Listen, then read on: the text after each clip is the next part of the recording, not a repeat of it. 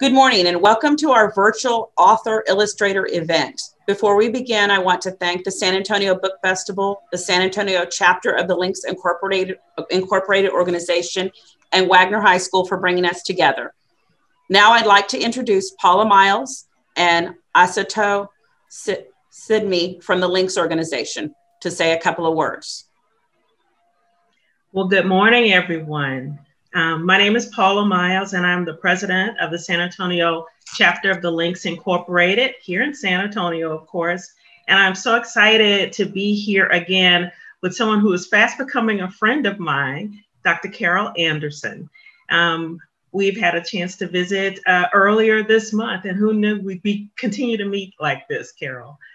The San Antonio chapter of the Links is incredibly proud and excited to be partnering with San Antonio Book Festival to bring to you this great author, and even more importantly, the great well of knowledge that she'll be able to share with you. You know, while you are students in high school, and all of us have been there before, it is a time of great learning. You are learning about yourselves, about the world around you, about your friends, and where you fit in. Well, the study of history, don't roll your eyes, the study of history is really important to that time of discovery for you. Knowing where you came from, knowing all of the things that have coalesced to create where you are right now and in this moment is very important to be connected with. And the San Antonio chapter of the Links hopes that by helping to bring books to you, maybe a little different than what you're used to reading, but I am certain that you will find lots to learn and lots to connect with there. We're excited to be able to do that and to be part of this great program here. Thank you, San Antonio Book Festival. Thank you, Dr. Carol Anderson. Thank you, Wagner High School, for allowing us to serve you.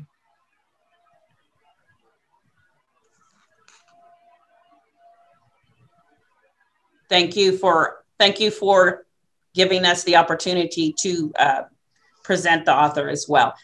Before I introduce the author, I do want to mention one more time, again, that if you have questions, please put them in the chat and I will moderate the chat. And at the end for the question and answer, I will present your questions to Ms. Anderson. Now to introduce, Carol Anderson is the Charles Howard Candler Professor and Chair of African American Studies at Emory University. She is the author of many books and articles, including Bourgeois Radicals, the NAACP and the Struggle for Colonial Liberation, 1941-1960, and Eyes Off the Prize, the United Nations and the African American Struggle for Human Rights, 1945-1955. She lives in Atlanta, Georgia.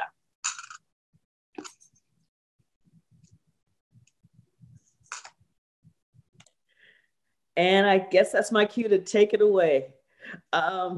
Thank you so much for having me. Thank you to the San Antonio Links.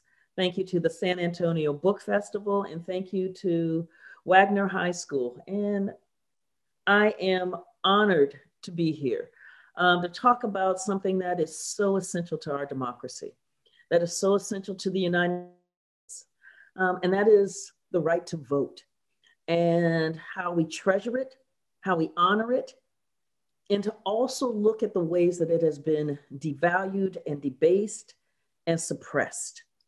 In that struggle for voting rights and voter suppression, one of the things that we often think of when we think of voter suppression and massive disfranchisement, that is stripping away the right to the franchise, the right to vote from American citizens, is we often think about the violence that has rained down on folk.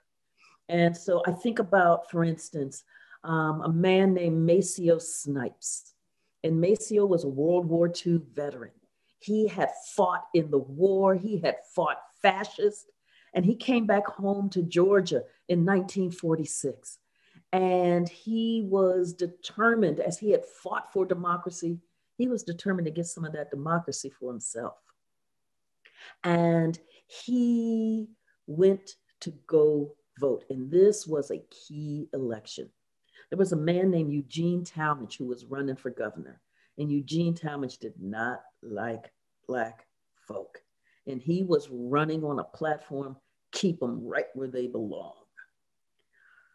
And Maceo was like, well, I know where I belong because I'm an American citizen. And as an American citizen, I have the right to vote.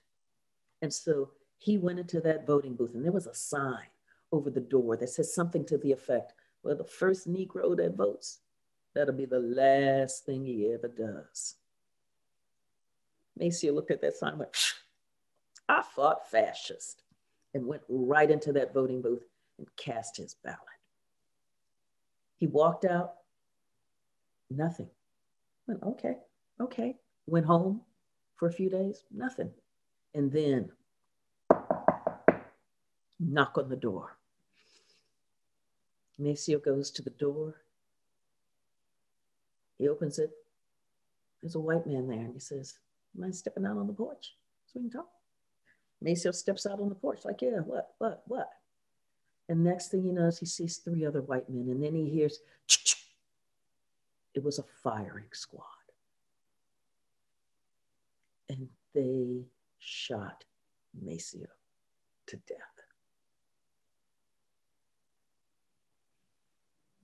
And the message was so clear. You vote, you die. You vote, you die. That's how we often think about disfranchisement, as the kind of violence that rains down on folk, the physical violence. But I want to talk about and spend our time thinking through, talking through, walking through the bureaucratic violence, the policy violence, the kinds of laws that are put in place that create what we call civic death, that remove American citizens from the civic life of this nation. And I'm going to start back, because I'm a historian. I'm going to start back in 1890. It's where we get what they call the rise of Jim Crow. Jim Crow, that era where you get legalized racial segregation. And in this rise of Jim Crow, Mississippi looked up and was like, how do we stop Black people from voting? Because coming out of the Civil War, Black people were determined to vote. And Black men got the right to vote with the 1867 Reconstruction Act and the 15th Amendment that says the states shall not abridge the right to vote on account of race, color, or previous condition of servitude. And so Mississippi is trying to figure out, it's got over 190,000 African Americans registered to vote, and they are voting. How do we stop them? And Mississippi went, I got it. We can't write a law that says we don't want Black people to vote, because the 15th Amendment says we can't write a law saying we don't want Black people to vote. But what we're going to do is to use the legacies of slavery and make those legacies access to the ballot box. Legacies like endemic poverty. And we're going to make it sound reasonable. So for instance, the poll tax. The poll tax, oh, there go my papers. The poll tax says, you know, democracy is expensive. And if, you know, people really cared about democracy, if they really cared about elections, they would be willing to pay a small fee in order to ensure that our elections move smoothly. And because what this also is, all of our measures, this is Mississippi talking, all of our measures are designed to enhance the quality of the ballot box, end corruption at the ballot box, bring integrity to our elections. And so if you really cared about our elections, you would be willing to do this. Now, the problem with that scenario is that after hundreds of years of slavery, that is basically unpaid labor, followed by what's called the Black Codes, which happened after the Civil War, which was to reinstitute slavery by another name. Then followed by sharecropping, which is a type of labor where you are not paid. Poverty was widespread among the Black community. And the poll tax would require somewhere between 2 to 6% of a Mississippi farm family's annual income. Paying 2 to 6% of what you make a year to vote. And the way that the law was written, with sharecropping, you don't get paid until like sometime in October, if you get paid. Well, the poll tax was to be paid in cash, and it was due in the spring. So those who were sharecropping didn't have the resources. Worse yet, if we can get worse yet, was that the poll tax was cumulative. So that if you didn't and weren't able to pay the first year you were supposed to be paying, which was when you turned 21, which was the legal age to vote back then. Then you had to, and it took you 20 years to be able to pay your poll tax. You owed 20 years of back taxes before you could vote. Then there was the literacy test. And the literacy test said, again, this is about making sure we have the kind of electorate that values democracy. And so we don't think it's too much to ask for them to be able to read a section of the Constitution. Now, that might sound all well and good on the surface, but when you have had slavery, where you have whipped, tortured, and killed Black folk for learning how to read and write, followed by the end of the Civil War, where you had the systematic underfunding of Black schools. So underfunded, and frankly, I'm going to move a little bit further, that by the time we get to 1940, over half of all Black adults in Mississippi, Louisiana, Alabama, Georgia, and South Carolina had less than 5 years of Jim Crow education. Adults that don't go beyond the 5th grade in terms of education and Jim Crow education, yet they are required to read a legal document as if they had a Harvard law degree. Now, the US Supreme Court, and there were other measures in this Mississippi plan, the US Supreme Court in 1898 in the Williams decision ruled that the poll tax and the literacy test did not violate the 15th Amendment because everybody had to pay the tax and everybody had to read, but everybody didn't have the same kind of societally imposed conditions. Everybody had not had their ancestors enslaved for generation after generation after generation after generation after generation after generation. The poll tax and the literacy test and the other measures of the Mississippi Plan were so effective that by the time the US was getting ready to fight the Nazis, only 3% of age-eligible African Americans were registered to vote in the South. 3%.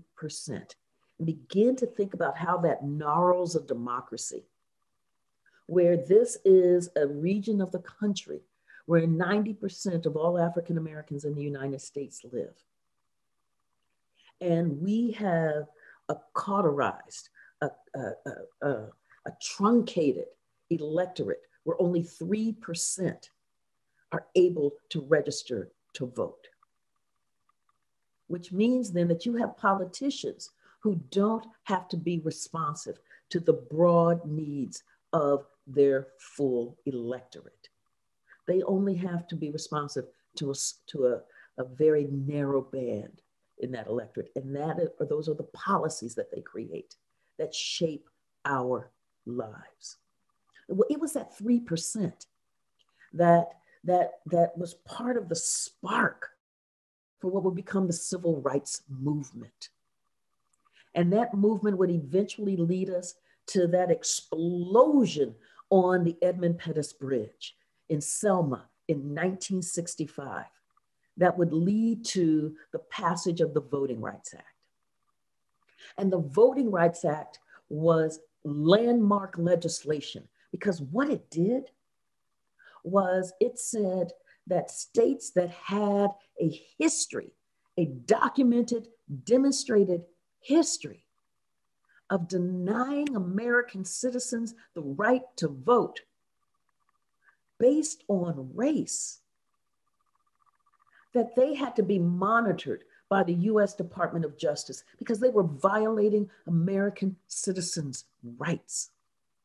And so that any law that they wanted to implement dealing with the right to vote had to be approved first, what they call pre-clearance, had to be approved first by the US Department of Justice or by the federal courts in DC before a state could implement the law. Wow, landmark legislation. Landmark so much that in the early 1960s, before the passage of the Voting Rights Act, only 5% of African American adults were registered to vote in Mississippi. After the passage of the Voting Rights Act, 2 years after, was almost 60%. That's a game changer. The Voting Rights Act continued to have, though, immediately had challengers from South Carolina to Mississippi to Virginia to Alabama, challengers. The biggest challenge came in 2013 when the US Supreme Court in a case called Shelby County v. Holder ruled that the Voting Rights Act, the pre-clearance provision, was unconstitutional. Ruled that, racism is really no longer a force in American society. And so the forces that had created the need for a Voting Rights Act were just not quite seeing it. And it was a 5-4 decision. We're just not quite seeing the need for a Voting Rights Act. And it picked on the South. And this was such a clear misreading. So to the charge that racism was over. In 2006, the Voting Rights Act was reauthorized. And remember that Shelby County is in 2013. In 2006, in that reauthorization, the US Department of Justice laid before Congress over 700 proposed changes to the law, voting rights laws, that it had to block because they were racially discriminatory. So from 1982 until that hearing, over 700 proposed changes stopped dead in their tracks because they discriminated against American citizens' right to vote on account of race or language, which was added in one of the earlier reauthorizations. That evidence was sitting right before the Supreme Court, and the Supreme Court ignored it and said racism is no longer a force in American society. What the Shelby County v. Holder decision did was it unleashed the demons. I have no other way to put that, the folks who had been chomping at the bit, the folks who had written over 700 proposed laws only to have them stopped. Now there was no barrier, and they, boom, went for it. The first place was Texas. 2 hours after the Shelby County v. Holder decision, Texas implemented its voter ID law. And what Texas said was that there's this massive, rampant voter fraud, and we are trying to protect the integrity of our ballot box to make sure that our elections aren't stolen and to stop all of this massive, rampant voter fraud. We are here to protect democracy. That sounds good. It sounds about as good as Mississippi in 1890, because the language of voter fraud, the reality of voter fraud, is that Justin Levitt, a law professor from California, did a study from 2000 to 2014. He found that over 1 billion votes had been cast, but there were only 31 cases of voter impersonation fraud. 31 in 15 years out of 1 billion votes. That's not massive, rampant voter fraud. When then Secretary of State Greg Abbott had to argue before a federal judge that the voter ID law that Texas had put in place was not racially discriminatory, and that he argued that we had to have it because of massive, rampant voter fraud. And the judge asked the next question: how many? What? How many? Turned out, Secretary of State Abbott had to say, we only have 2 cases, 2 of voter impersonation fraud out of 20 million votes. But that's the foundation for this voter ID law. This foundation based on 2 cases in Texas. This foundation based on 31 cases across the United States in 15 years.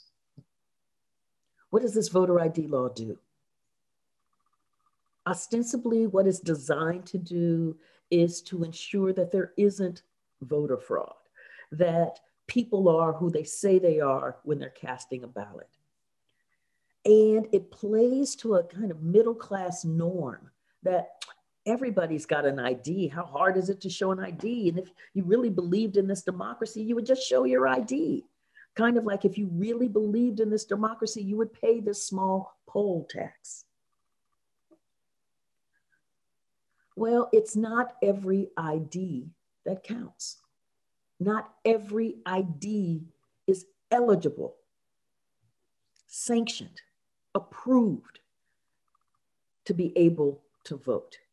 You need a government issued photo ID. But your student ID from a state college or university would not count. But your gun registration card would. This is how you can use IDs to craft your own electorate, to decide who gets to vote for you and who doesn't, which American citizen does not have access to the ballot box. What Texas also knew was that 1/3 of its counties did not have a Department of Motor Vehicles. The NAACP Legal Defense Fund looked and realized that there were 600,000 Texans who were already registered to vote, but did not have the ID. And that there were another 1 million who were eligible, but also didn't have the ID. So we're looking at 1.6 million Texans. They were overwhelmingly African American, Hispanic, and poor, who did not have the ID. What Texas knew, because 1/3 of their counties didn't have it, was that it was going to take about a 250-mile round trip to be able to to be able to get an ID. 250 miles to go to the nearest Department of Motor Vehicles. And in the original legislation, they had a reimbursement clause in there recognizing 250-mile round trip.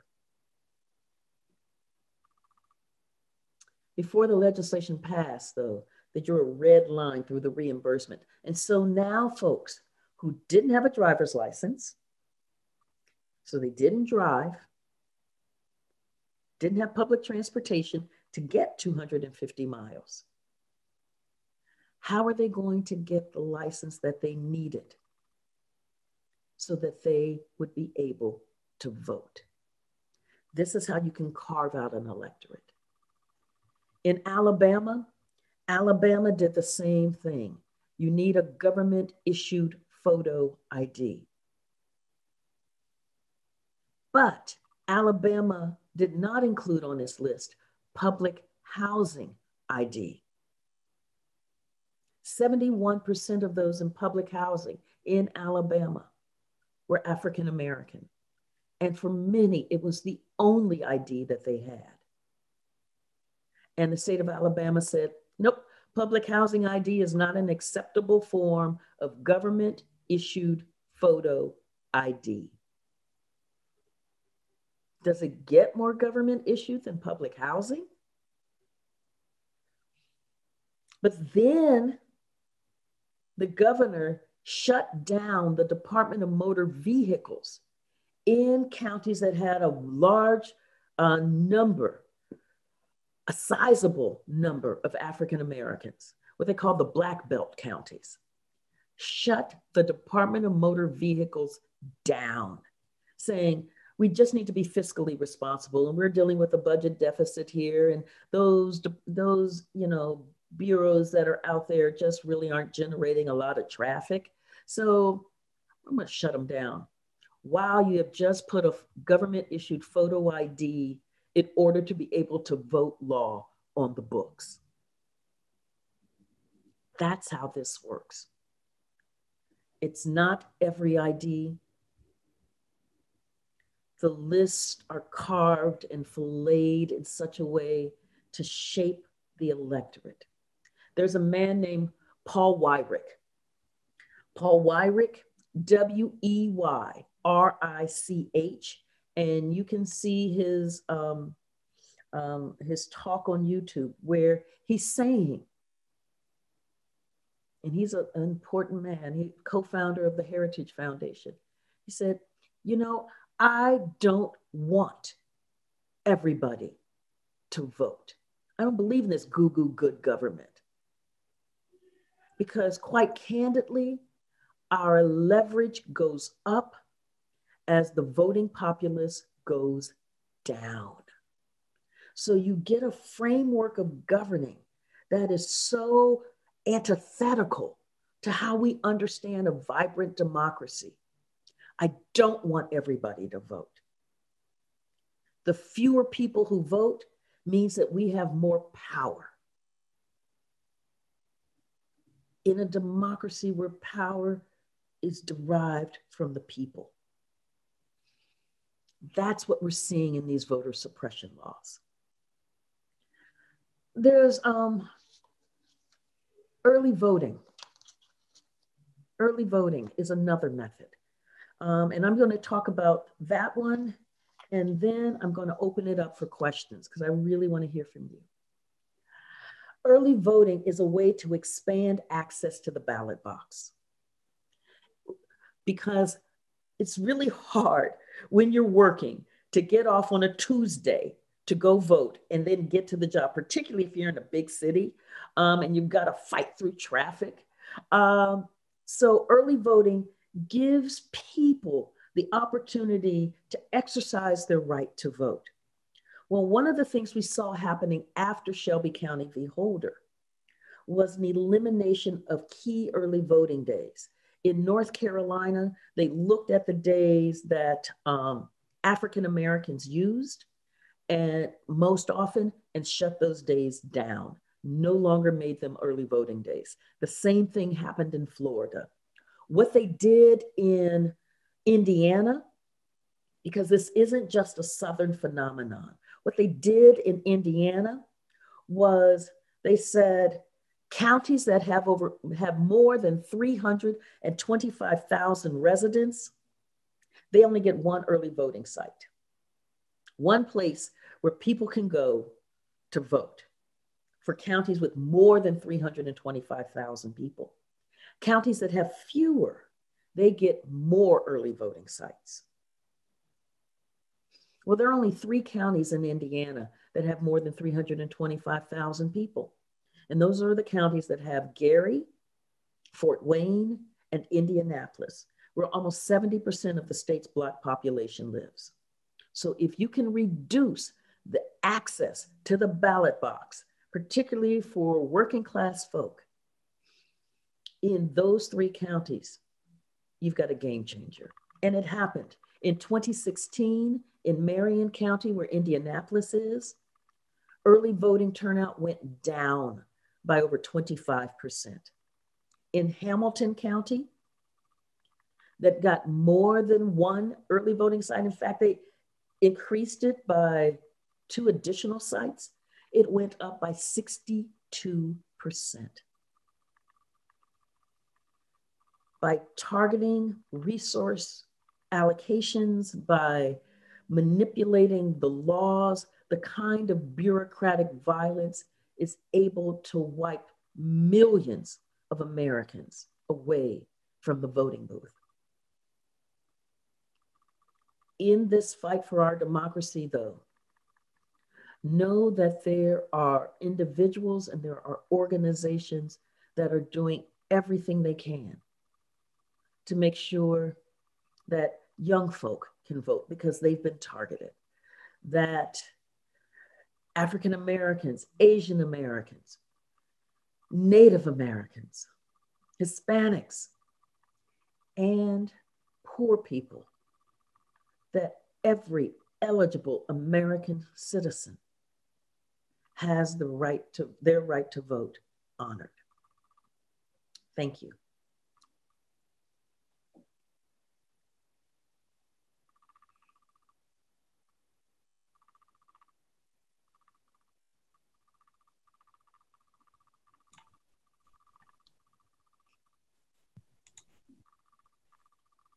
Okay, guys, if y'all have any questions, post them in the chat and I will present them to Carol Anderson. And please tell me what class you're in so I will give your class credit.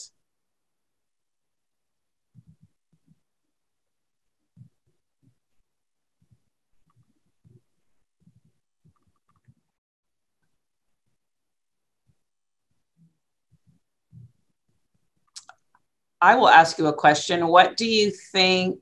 Oh, here's one. So Mallory from one of the classes asked, what made you start writing? As a child, there were always books in my home. My father believed in newspapers and magazines, and we had the full World Book Encyclopedia, which I read from cover to cover, and I love language. And it was a way for me to express what I was thinking, what I was seeing. And so I was always writing and I loved history. And when I was little, my brother, and this is what got me into this field, and my brother was in Vietnam, was in the war. I come from a military family. And he served 2 tours in Vietnam. And they had this thing on the newspaper where you could look at casualties, right? And they had these stick figures. And Each stick figure represented an American soldier, how many, 100 American soldiers who were killed. And I remember as a child looking at that, wondering if one of those stick figures was my brother. And so I wanted to figure out, why was he fighting? Who was he fighting? What is this? And so it was that quest for knowledge to figure out the world that I was living in, and that was really having an impact on my family. That's what led me to read more and to write and to stay in school. And that's how I got started. So we have one from Isabella from Ms. Deck's class. How can our generation stop these voting changes from being effective? Your generation is awesome. Awesome. You get it. You get it. And this is one where you're talking to your peers about the importance of what's going on. You're talking to your family. You're talking to your cousins, to your mom, to your dad, to your brother about the importance of voting, about the importance of holding our elected officials accountable. So when you hear about why Houston would only have one drop box, it's like, why? And so you are asking your folks to contact the governor and explain. It is that engagement in democracy, and that you know what the issues are, you know who the politicians are, you know what they stand for, that you register to vote the moment that you can. And then you vote regularly. You engage.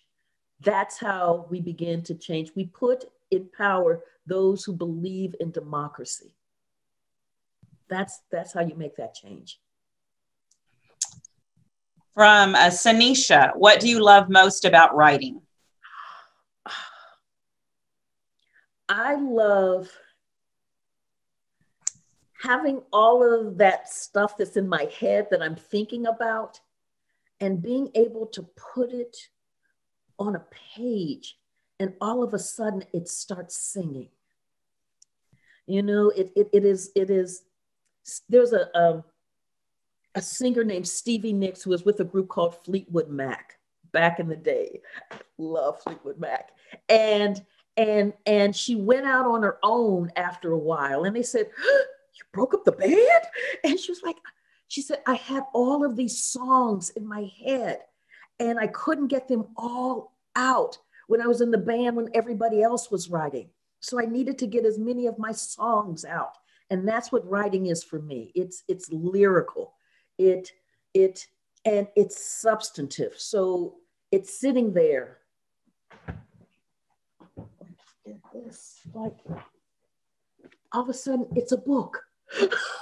It's a book. So it's there, those ideas that were in my head. That's what I love about it. That's what I love.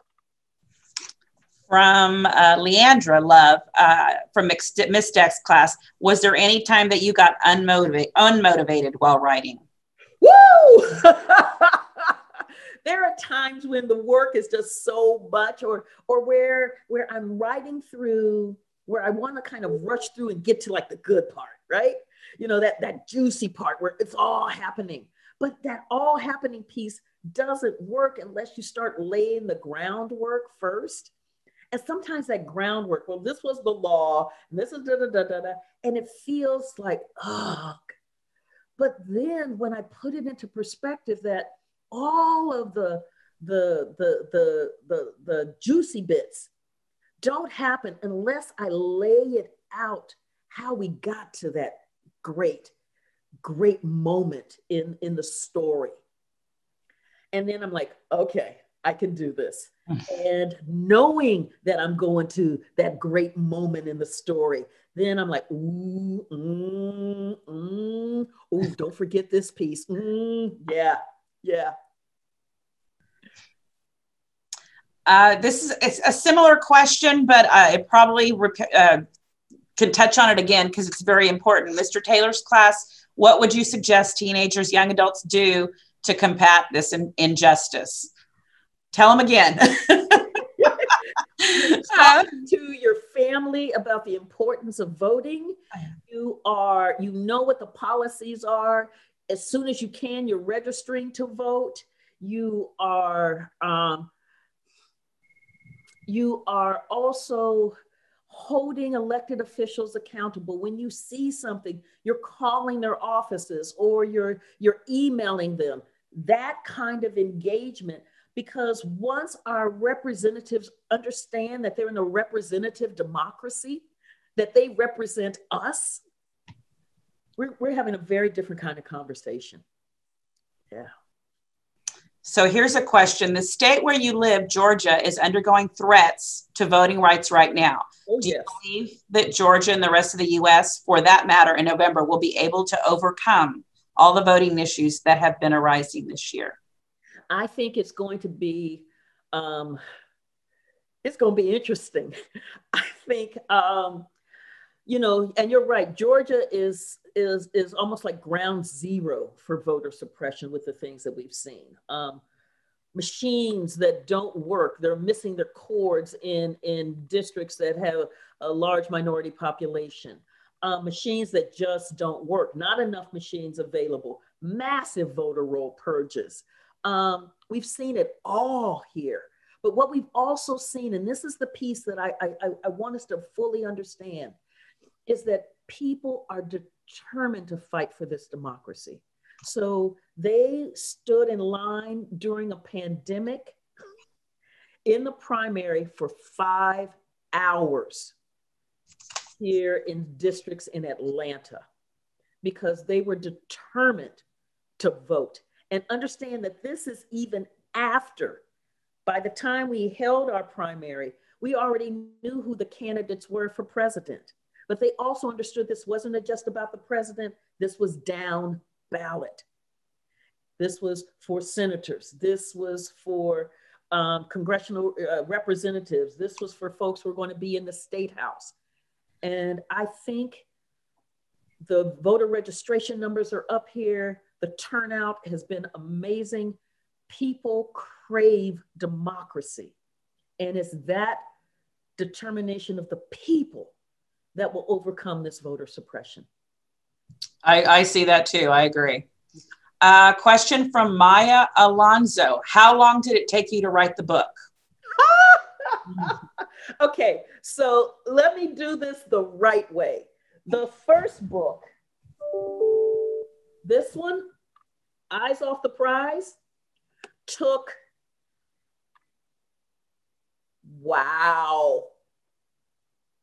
from 1990, about 12 years. The second book, which I have over in the other, took another 12 years.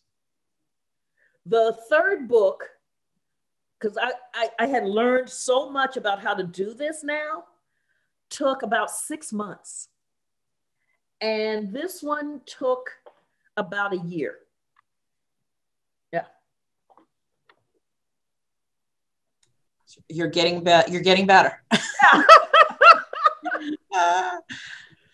Your book is about America's voting history and voting rights issues, but do other democracies around the world have voting issues too?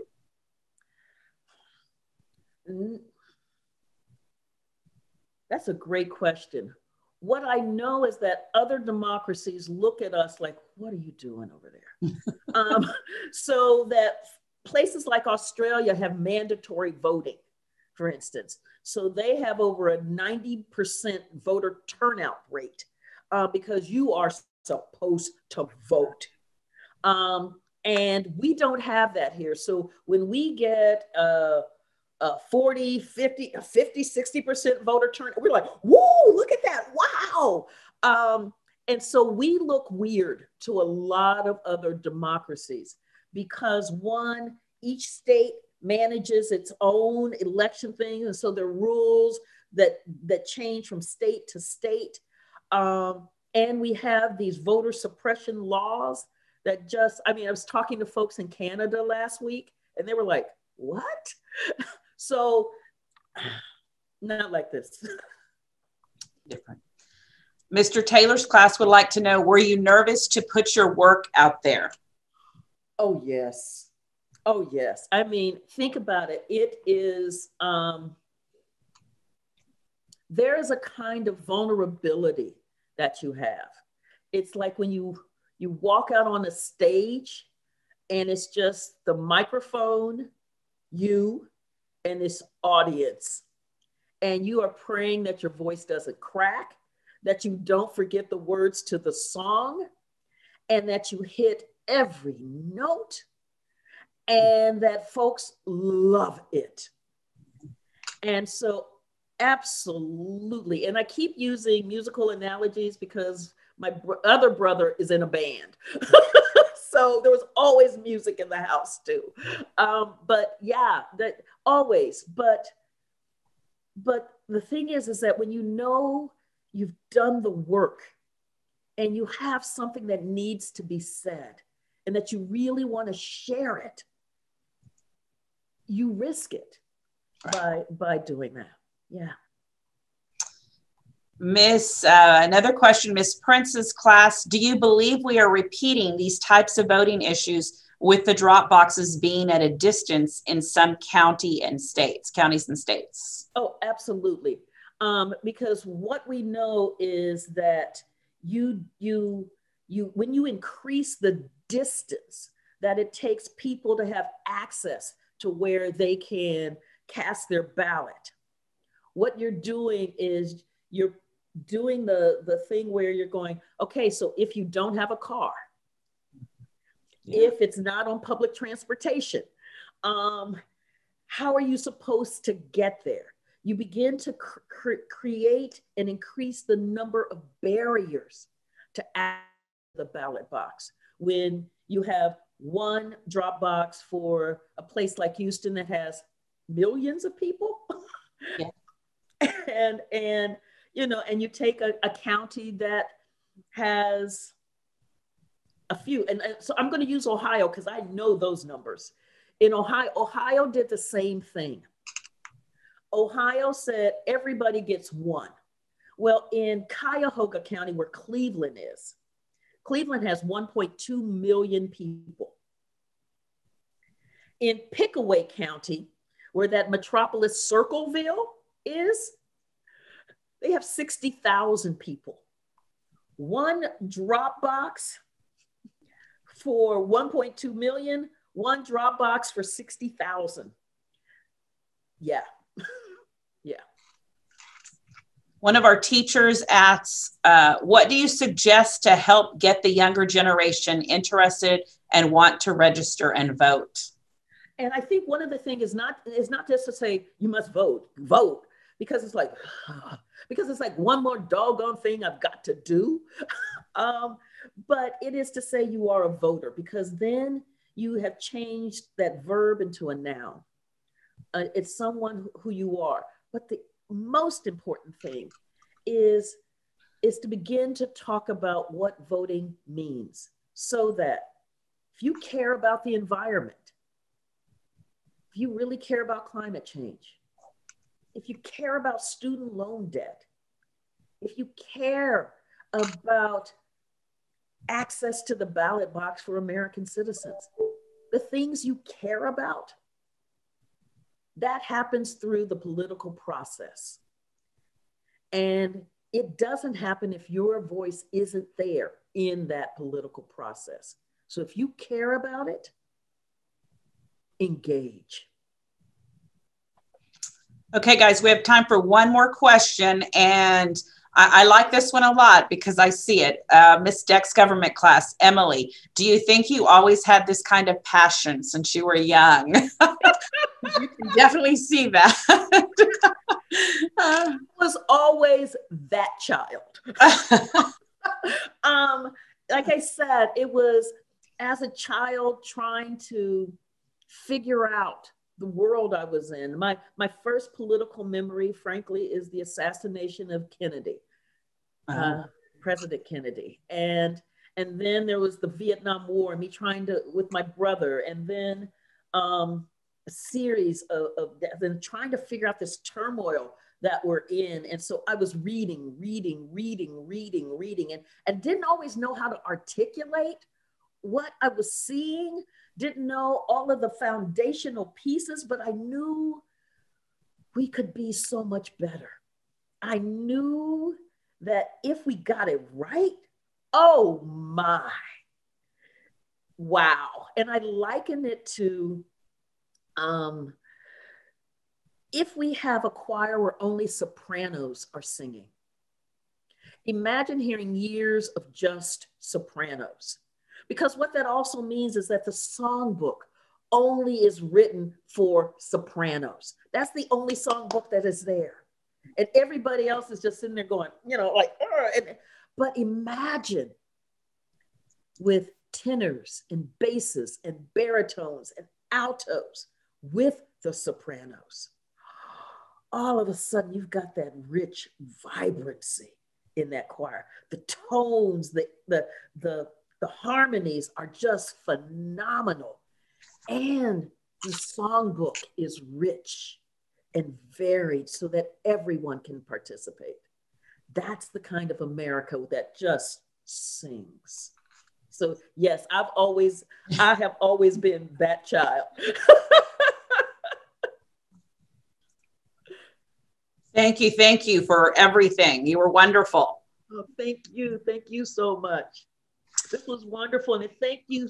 Your questions were fabulous. I can't wait to see you in my class at Emory. That brings us to the end of our time this morning. I'd like to once again thank the San Antonio Book Festival and the San Antonio chapter of the Links Incorporated organization for today's events. Thank you to all the classes who participated. Just a quick note about the book. If you are a virtual student, your teacher has a form for you to fill out so we can get the book to you. Hopefully the kids who are face-to-face, if you didn't get enough books, please let me know and I will deliver them to the classroom. That's all we have. Thank you, everybody. Thank you. Stay safe and have a good day. Bye-bye.